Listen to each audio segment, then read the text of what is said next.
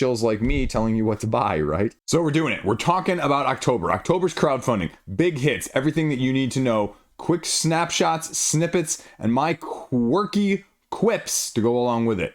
The best games on crowdfunding upcoming this month, and why you probably shouldn't back any of them as well, right? Not only am I going to talk to you after they're launched, but I'm going to give you a little preview of why maybe you shouldn't get in the first place. Let's go. So we're going to go in order this time, in the order I am most anticipating, the things that I would want to get, period. And subsequently, it's probably going to have a lot of overlap with what you're interested in too. So let's go, right? Unmatched, Tales to Amaze. Why you should get it. Well, it's going to be Teenage Mutant Ninja Turtles. Krang, Shredder. You can get add-ons to be able to play as the bad guys. Awesomeness. Why you shouldn't get it. Well, they're going to give you miniatures. You can probably get them without at retail for a cheaper price. There's not really going to be necessarily a huge gameplay incentive if it holds true with Restoration Games and their previous track record from that sense. The only question is going to be then if it's sort of like Return to Dark Tower, where you have the expansions come to retail like, I don't know, like a year later. You know, that's the big problem or conundrum right now, concurrently running with Nature.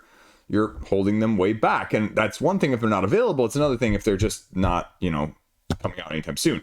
So that is going to be by far and away the biggest test of the market, my biggest test of willpower, even though I didn't back this in the first place and I traded for it. So do you need to get it on crowdfunding? That's going to be the main issue. No video content at the time of me talking about it, filming this.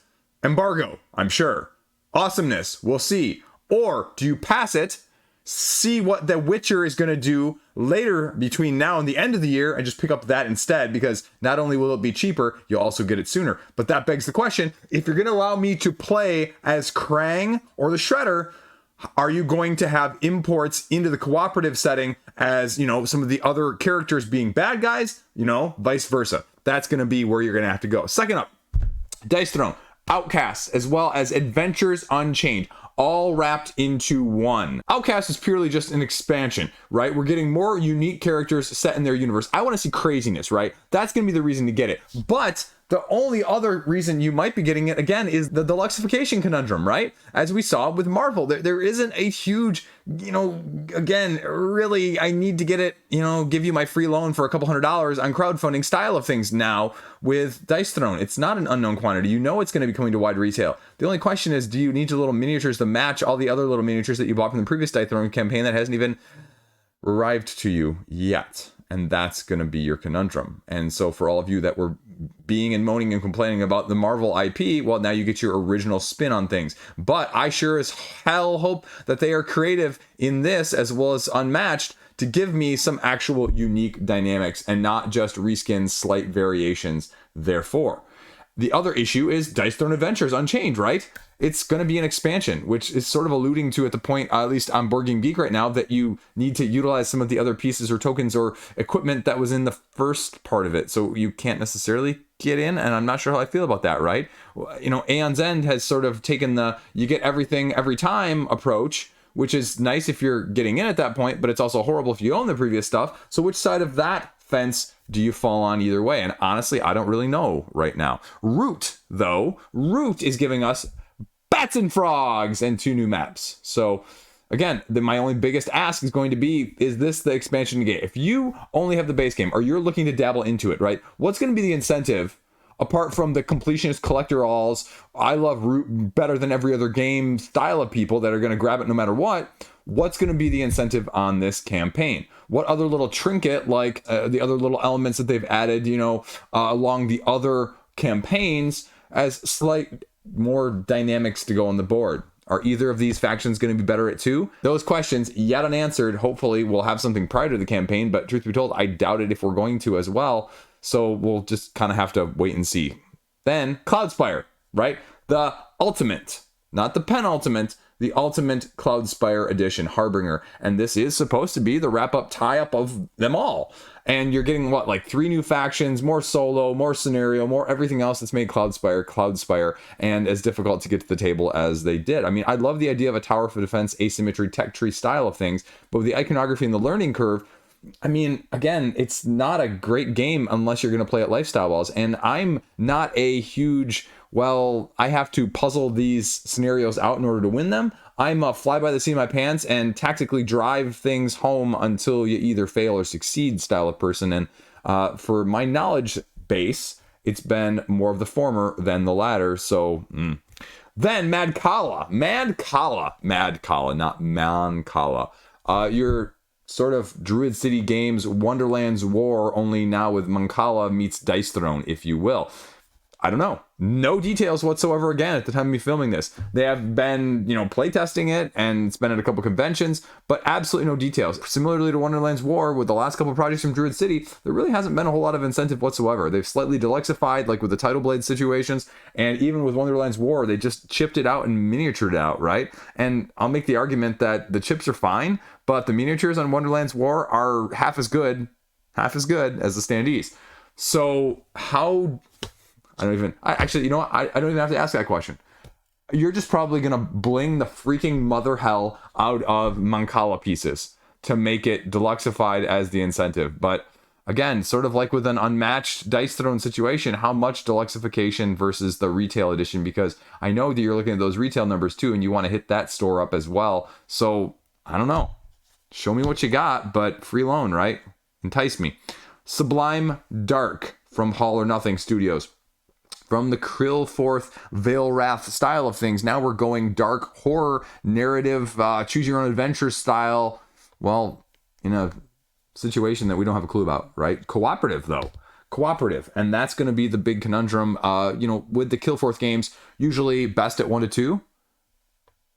Creel Manor being delivered. We're going to see if this one can kind of stand on the shoulders of what they've put together with the other ones. The incentive is, well, All or Nothing doesn't really do retail.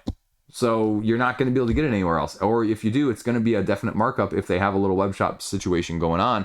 It's just, again, just like Madcala, there's literally about no information about how these games are going to play. So less so with Madcala and Dice Throne and Unmatched, even Root, that I need a rule book. But, with something like this, I think I need a little bit more of a rule book to see, okay, what are the nuances with this in the first place. Then indie boarding card is ditching Astronauts, turfing it, and it's getting replaced by Invincible with the same core, mechanical approach. Does Invincible actually have a core audience? Is that going to have the IP comic tie-over gathering that a lot of the video game style side of things do?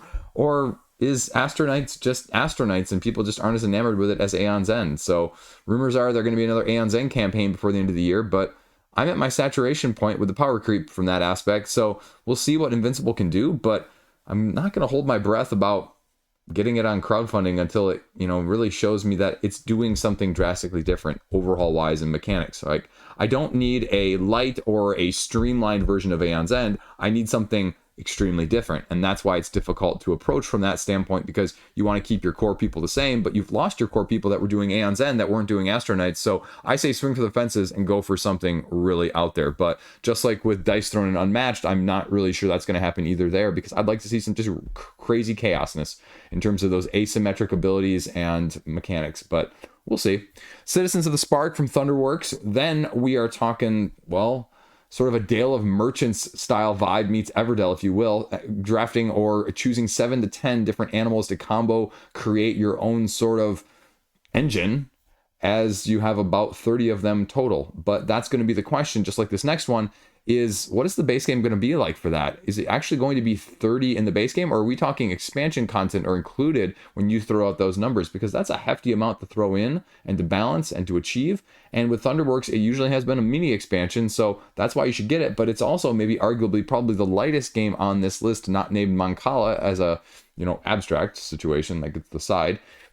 And is it going to stand the test of time? Because we've seen a lot of those fillers, retail, crowdfunding, and otherwise, that they're nice, but don't ultimately have any weight being held for any length of time in your collection. So that will be the main question from that aspect of things. Then we're talking Yomi 2, right? Yomi 2. And I just saw the crowdfunding page for this, and this is expensive. It's like $90 for 10 characters. That's what I was a little afraid of.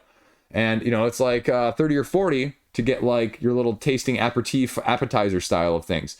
So you can get it, but again, crowdfunding wise, what is it going to entail? Because it is different than Yomi the first time around.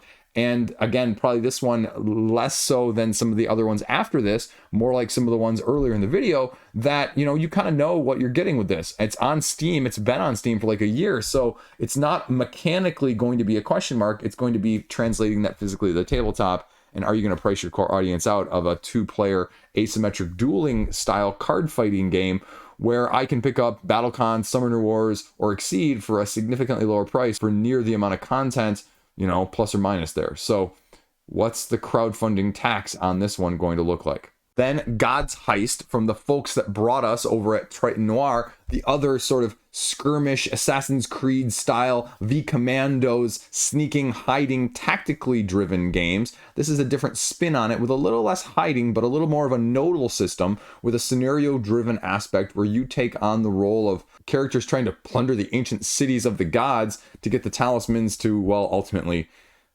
get the most points at the end. So definitely scenario driven, but if you weren't a fan of the other mechanisms, this is going to be slightly different, but it's still going to be miniature driven. And this nodal system, I'll have a little bit more conversation on when the campaign goes live, because I have a prototype sitting on my kitchen table at the time of me filming this. Bardsung, Tale of the Forsaken Glade. Bardsung grindy, Bardsung procedural, Bardsung sort of going along and overstaying its welcome. Steamforged, is this going to be Monster Hunter 2.0 like we saw with the second one there with the Bardsung? Address the issues, right? Don't hide from the issues your game has. That's how you improve games. And so this is going to be another iteration. I'm assuming this is a standalone altogether. It's over on the GameFound page already, so you can kind of check out the aesthetic. But what major differences are going to be there?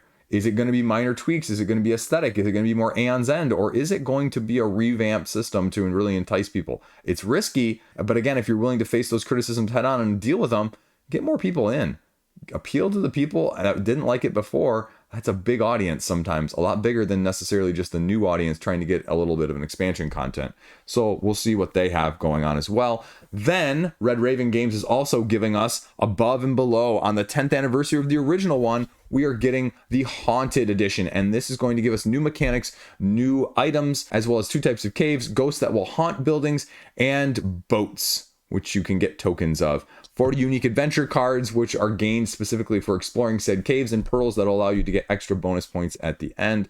Again, a little bit of luxification here from Red Raven is probably going to be the incentive, but if you have the original, are those extra mechanisms going to be make it or break it? Or is it going to be more like the Clank Catacomb situation where the routine recommendation now at this point is, which Clank should I get? It's Catacombs. All the other ones before it are, well, you need the expansions, or they're just not quite as well rounded. So is Above and Below Haunted here going to give us the same vibes? Dronda Games is back at it as well this month with a game called Mutant, which is a customizable worker placement game set in 1920s biopunk universe. 4 workers that react differently to the areas that they're placed in, hence mutagen. When you place them, then you get an additional action based on their color. You unlock biological upgrades that infuse their workers with these upgrades to grant them decisive edges over your opponents, depending on how they decide to upgrade them as well. Harness the powers, get the points. I mean, definitely gives a different flavor vibe. I like the aesthetic, like the thematic incorporation. But if it's just going to be slightly asymmetric workers, depending on where you place, what's going to be the nuance there, right? I agree with no pun included when they're saying, okay, how do you tell the difference between the Euros or the heavy worker placements apart, right? I don't have a clue. So give me something along those lines here with Mutagen. Make it clear, make it obvious. Blast it from the crowdfunding page, like with Yonder or like with Natera or any of those style of things where show me what is different. Show me, Dronda, what you can do with this worker placement. Make it amazing. And striking on the heels of the recent delivery, Harakiri, the ninja-based open exploration crawl type game, all narrative rolled into one with an overworld and a dungeon battling map to go along with it and back and forth that you can manage. Well, that just got delivered to backers, and we're going to see a reprint with a expansion content already over on GameFound as well. I mean, the theme is kind of cool. I like me some ninjas. Gameplay, combination, comparison to other things that are doing that same hopping back and forth with overworld, underworld. I mean, we're seeing Heroes of Might and Magic. We've got Kingdoms Forlorn, Elder Scrolls. All of these things are doing that sort of same vibe. Is this one going to be appealing to you? How do you choose the difference between the one that you want and the one that you don't want? And again, are there going to be enough reviews out from backers by the time that this reprint goes that you're going to feel comfortable enough that it's not just shills like me telling you what to buy, right? Because that's all I am. I'm just a shill. Then we have Valheim, which is also launching and going to give us the latest from the creators or the designers of the tabletop game, Deep Rock Galactic. So we're going to kind of see what this video game port does from a 1 to 4 player cooperative survival game. And again, sort of like the dilemma, sort of like what we're seeing in other situations with Heroes of Might and Magic, how close do you stay to what is tried and true on that style of things to get people who are maybe aware of it or having nostalgia for it or played it previously back on the tabletop, but how far do you get away from those mechanics that make it unpassable or untenable in certain ways, situations, or forms on the tabletop in the first place? We've seen one relatively good incorporation of that with Slay the Spire. I think opinions are a bit mixed on Dead Cells right now, so this is going to be another along those lines that, frankly speaking, I wasn't even aware as a video game before I started talking about it in the previous weeks before this coming out. So again, is it a big crossover appeal? We've seen some video games have mass, and we've seen some that have just kind of, well, sunk. Which one's it going to be? Hot off the presses, Flatout Games has now announced that their upcoming one, now in the middle of October, is going to be Knitting Circle, this, sort of spiritual successor to their previous hit that really put them on the map as a whole, of Calico. Rounds are simple, collect your yarn from a central basket, knit it into garments, make the color combos and patterns just right, earn your victory points by completing garments, adding, obviously, buttons, and your end game bonus scoring. Along the way, your cat, your furry feline friend as they say, can help you out by reaching their paws into the bag to secure one of your choice, or the best one that's going to be most suited for you. Variable goals, dozens of templates, well, new spatial trouble puzzle from Flatout Games. I wasn't a huge fan of the latest from Nocturne. It's sort of hit or miss for me. I'm still trying to decide where I'm at, so we'll see. But again, Flatout is flat out at $29 plus whatever shipping is going to be. So that stays very tried and true. Then we're going over Rock Manor Games, and we have a little bit of, well, Stardriven Gateway. And this is almost like a little bit of 4X, control your own spaceship, your crew,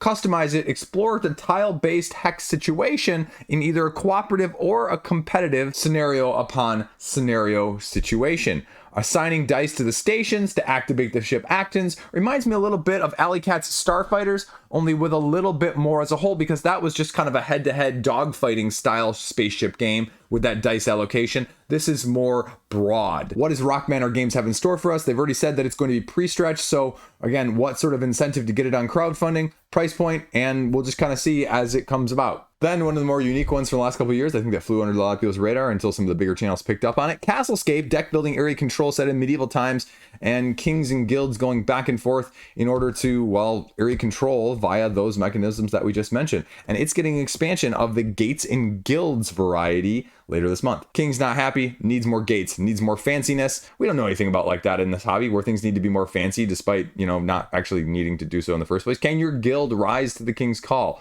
Again, kind of an interesting combination of area control deck building. I mean, I like seeing that, but is it going to be your ilk, right? When we see these things get smashed together, sometimes you have ones that you really like and sometimes you find that you don't like them, right? Everyone has an opinion on things like Endless Winter Paleo-Americans, Dune Imperium, and Lost Ruins of Arnok, right? Everyone has a favorite out of those three, and kind of ones, even though that the overall mechanistic approach is somewhat similar and described similarly verbally, that it doesn't always equate when you're getting it at the table. So when you hear that, is that going to work for you, especially if you haven't played this before, or is this a huge try before you buy, especially from an expansion side of things, now coming to crowdfunding? Okay, last up, I'm throwing it in there, Devin, for you. Montoon's Clash of the Coral Islands, asymmetric toon monsters, print and play, roll and write area combat style game. Rival factions, epic clashing in a 2 to 4 player game. Don't be fooled by the print and play and the light style aspect and nature of the description. It has a 32-page rulebook over on Board Game Geek right now, so if you're really interested in it and getting more of the asymmetric and not paying a ton of money of that style of game in the first place, well, give it a look-see when it launches. So that's all I got. Just as I say with any of these, right? Don't buy it because the grass is greener. Don't buy it because you're FOMOing. Don't buy it because it's really expensive and you think that you're going to use it as a status symbol. Don't buy it because it's really cheap and you think it's not going to cost a lot of money in the first place and you're doing it because it's really cheap, right? So there you go. Short, sweet, snappy October in a nutshell. There's a few others that I didn't mention, but again, we'll cover them on the weekly roundup as well. So subscribe if you want to hear more. I talk about them all every week. Let's go. Thanks for watching. Stay classy. See you around.